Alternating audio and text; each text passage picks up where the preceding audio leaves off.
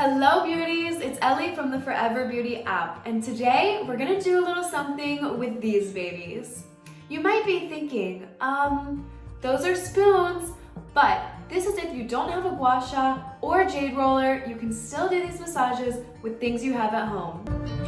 Proper breathing can help improve your results, so be sure to follow the breath bar.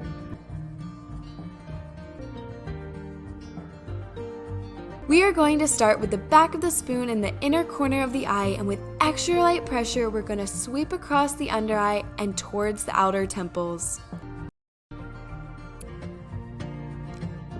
With the back of our spoons, we're going to rub in a circular motion on our temples. We're using light to medium pressure here.